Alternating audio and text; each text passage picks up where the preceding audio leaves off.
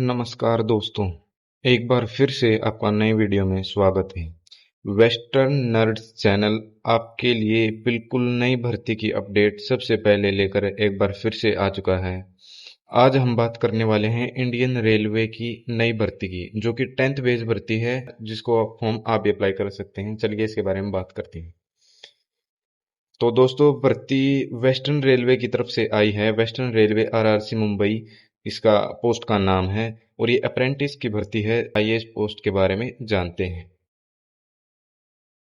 आपको ये और बता दें कि ये बिना एग्जाम की भर्ती है। टोटली आपके जो 10th में मार्क्स आए हैं उनकी मेरिट बेस पर लिस्ट बनने वाली है, तो आपको कोई एग्जाम नहीं देना। तो इसका फॉर्म अप्लाई जरूर करें।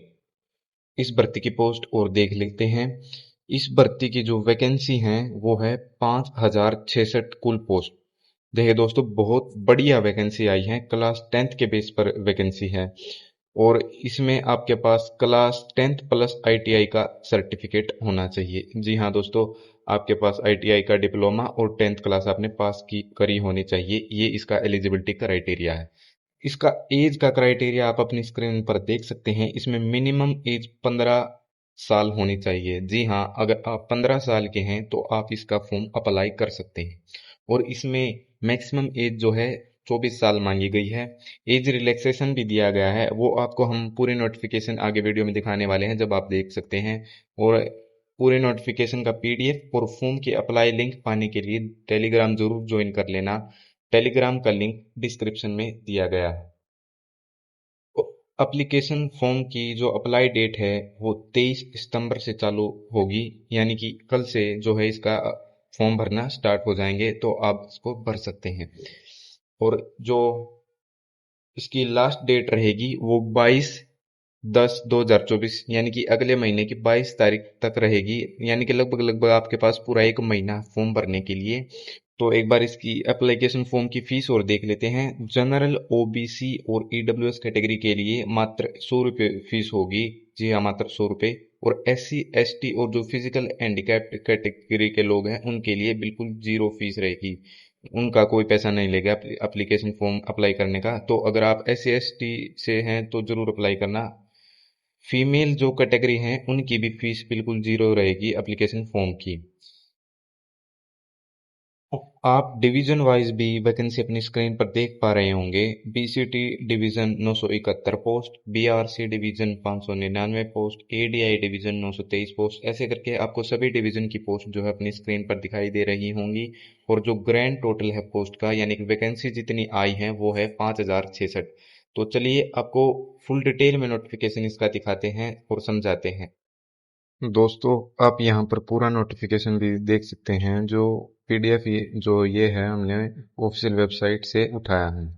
तो इसमें आप फॉर्म की ऑफिशियल ओपनिंग डेट और क्लोजिंग डेट देख सकते हैं, जो हमने आपको ऑलरेडी बता दी है। 23/9 ओपनिंग डेट है और 22/10 जो है क्लोजिंग डेट है। तो ये आप पढ़ सकते हैं। ये हम पीडीएफ भी आपको प्रोवाइड करवा देंगे। नोटिफिकेशन का टेलीग्राम जरूर ज्वाइन कर लीजिएगा, वहां पे आपको ये पीडीएफ मिल जाएगा। दोस्तों, यहाँ पर पोस्ट की संख्या आप देख सकते हैं 5066 जो है टोटल पोस्ट है। एज क्राइटेरिया है वो 22/10 के हिसाब से माना जाएगा। और जो है 15 ईयर्स जो है स्टार्टिंग एज होगी, यानी कि जो मिनिमम एज है वो आपकी 15 ईयर्स होनी चाहिए और जो मैक्सिमम एज है वो 24 ईयर्स होनी चाहिए। एससी, एसटी और ओबीसी के लिए जो है एज का रिलैक्सेशन है 5-5 साल का। और जो ओबीसी एप्लीकेंट्स हैं उनके लिए 3 साल का रिलैक्सेशन है। एससी एसटी के लिए जो है 5 साल का रिलैक्सेशन है। यानी कि जो एससी और एसटी कैटेगरी से बिलोंग करते हैं उनके लिए मैक्सिमम एज 29 है। और जो ओबीसी कैटेगरी से बिलोंग करते हैं उनके लिए मैक्सिमम एज 27 रहेगी। दोस्तों, और जो पीडब्ल्यू कैंडिडेट्स हैं उनके लिए एज रिलैक्सेशन 10 साल का है। यानी कि आप मैक्सिमम एज 34 जिनकी है, जो पीडब्ल्यू डी से बिलोंग करते हैं वो 34 रहने वाली है। जिनकी एज 34 है वो भर सकते हैं। और जो एक्स सर्विस मैन है उनके लिए भी 10 ईयर का रिलैक्सेशन दिया गया है एज में। रिलैक्सेशन को मिलाकर जो एज यानी कि डेट या फिर एज मान लीजिए जो रहेगी वो आप यहाँ पर देख सकते हैं।